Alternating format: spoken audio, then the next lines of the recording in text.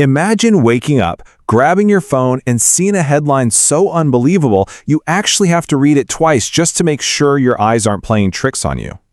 The headline simply reads, "California is now a country." Now, we're not talking about a political stunt here or some symbolic protest or a viral internet hoax. Based on the sources we're breaking down in this explainer today, we are looking at a scenario of a real, sudden declaration. A new flag goes up, a physical border plan is drafted, and an official diplomatic message of sovereignty is broadcast to the world. Which brings us to Section 1, the shocking declaration, a world redrawn. And yeah, the immediate global shockwave of this announcement, it would be absolutely staggering. Moving right into Section 2, a sovereign superpower. Starting from the top, let's look at exactly why this event breaks the mold. To really understand why this would quite literally shake the earth, we have to look at the economic reality. California wouldn't be starting from zero like some struggling new nation. To put this into perspective, they are already ranked among the largest economic engines on the planet. They'd instantly become one of the most important countries in the world all by themselves, completely bypassing the usual growing pains of a new state. And honestly, the sheer scale of their inherited power is pretty formidable. You have Silicon Valley dominating the world's digital platforms, Hollywood basically controlling global cultural imagination, the Central Valley managing this massive agricultural trade that feeds millions, plus a huge aerospace and defense sector. It's a highly skilled, diverse nation armed with global leverage right from day one. Section 3, the federal fallout, the constitutional crisis. Because Washington's reaction, it would be absolute unyielding fury. A stark political divide would emerge instantly, and our sources outline this clash perfectly. Supporters, on one hand, frame this as a Californian future built on freedom, pointing out that their massive economy contributes far more than it ever receives.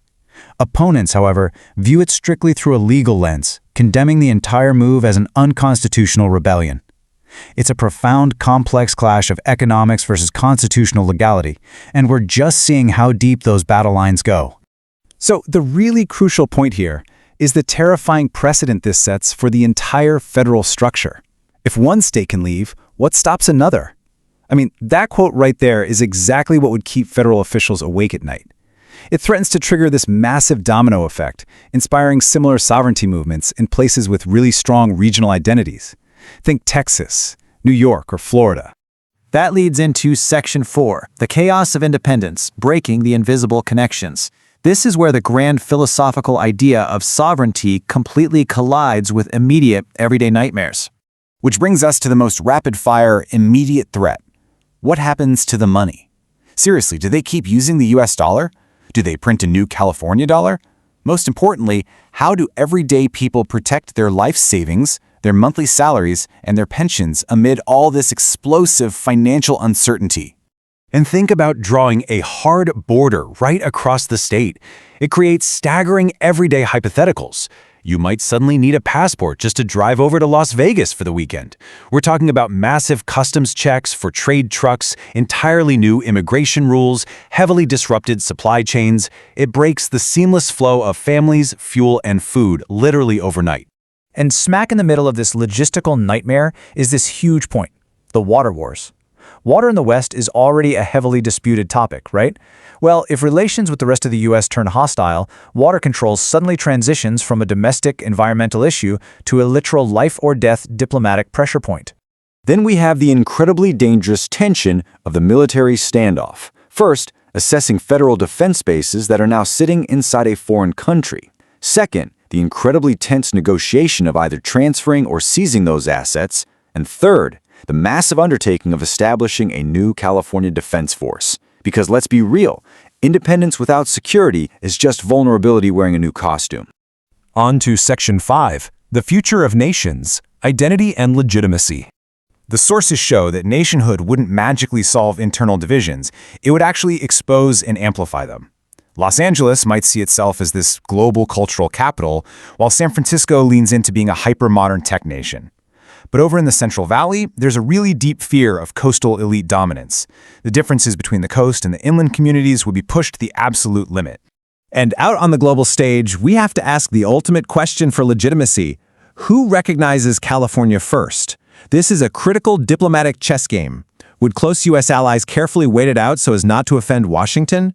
Or would major Pacific countries quietly open diplomatic channels to embrace this massive new economic power sitting right there on the coast?